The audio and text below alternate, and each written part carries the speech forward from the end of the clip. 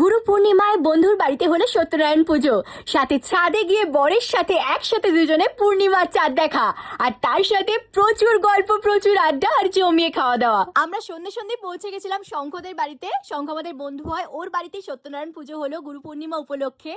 সত্যি বাড়িতে যখন পুজো হয় না, সেই বাড়ির পরিবেশটা না একদম অন্যরকম হয়ে যায়। ধুনোর গন্ধ, হোম যজ্ঞ হলো, সত্যি ভীষণ ভালো লাগছিল।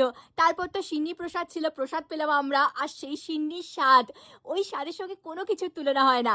তারপর তো আমার মনটা খালি মনে হচ্ছিল যে আমি বাইরে গিয়ে যদি একবার চাঁদ দেখতে পাই।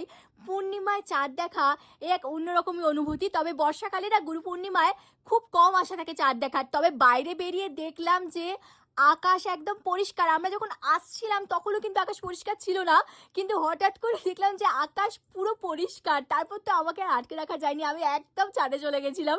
আর ছাদে গিয়ে মানে সত্যি 4-5টা চাঁদের আলোতে পুরো আলো হয়ে গেছে। একদম আকাশ পরিষ্কার, ঝলমল করছে পুরো চাঁদের আলো। আমরা দুজনে তো ছাদে দাঁড়িয়ে অনেকক্ষণ ধরে গল্প করছিলাম, মানে মন চাইছিলই না নিচে আসি। ঠান্ডা হাওয়া দিচ্ছিল আর তার সাথে চাঁদের আলো, এরকম যদি পাওয়া যায় বলো, মন চায় যে নিচে ঘরে যাই, মানে ছাদেই দাঁড়িয়ে থাকি সারাক্ষণ। আমরা তো ছবিও তুললাম। তারপর তো নিচে এলাম, নিচে এসে আমাদের একদম গোল টেবিল বৈঠক বসে গেছিল, মানে সবাই প্রচুর গল্প করছিলাম, হাসি মজা হই হই হচ্ছিল। ভীষণ ভালো লাগছিল ওই সময়টা। তারপর তো খাওয়া দাওয়া শুরু হলো, মানে একেবারে ভুরি ভোজ। কাকিমা একদম গরম গরম পুরি ভাজছিল, মানে ডাল পুরির মতন করেছিল কাকিমা, ভীষণ টেস্টি ছিল। আর তার সঙ্গে ধোয়া ওড়ানো আলুর দম, মিষ্টি, ওফ।